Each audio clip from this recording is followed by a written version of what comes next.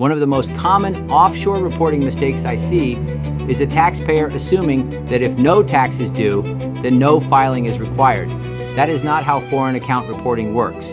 For U.S. expats, FBAR can apply even when the account is ordinary, local, and used only for day-to-day life abroad.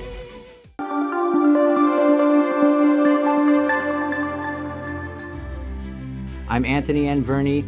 I'm a U.S. tax attorney, certified public accountant, and MBA. I help Americans abroad with FBAR, FATCA, offshore tax compliance, and IRS matters.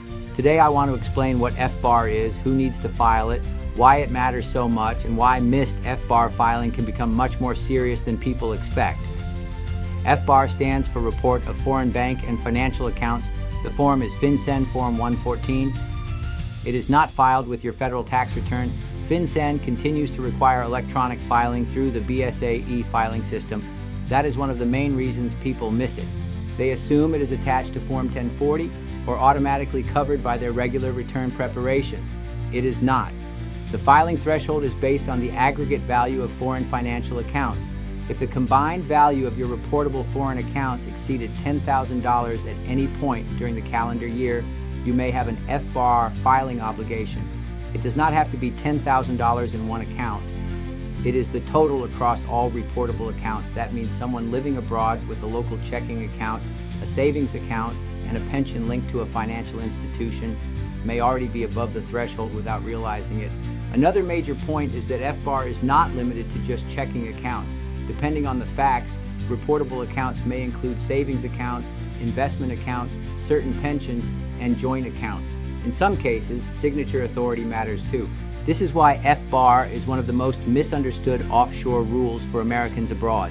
The reason FBAR gets so much attention is not just because of the filing requirement, it is because missed FBAR often points to broader offshore compliance issues. If an account was not reported, the IRS may ask whether income from that account was reported. They may ask whether Form 8938 was also required. They may ask how long the non-compliance existed and whether the taxpayer knew about the filing rule. That is why an FBAR issue can quickly become more than a missing form.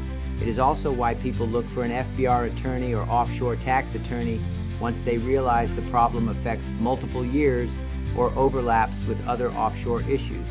Another mistake I see is people trying to fix FBAR casually without understanding the full facts.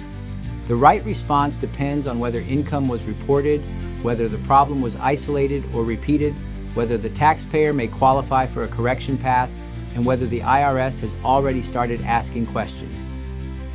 Timing matters. Once the IRS contacts you first, your options may narrow. That is why foreign account reporting should be addressed early, carefully, and with a full understanding of the related tax issues.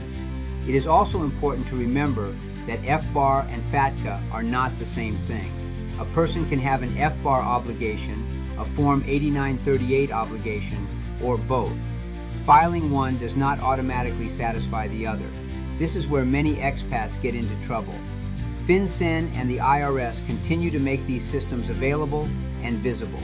The filing mechanisms are well established. That means taxpayers should not assume that ordinary foreign accounts stay off the radar forever. If you are searching for an FBAR attorney, an offshore tax attorney, or legal help with unfiled foreign account reporting, the most important step is understanding the full picture before choosing a correction path.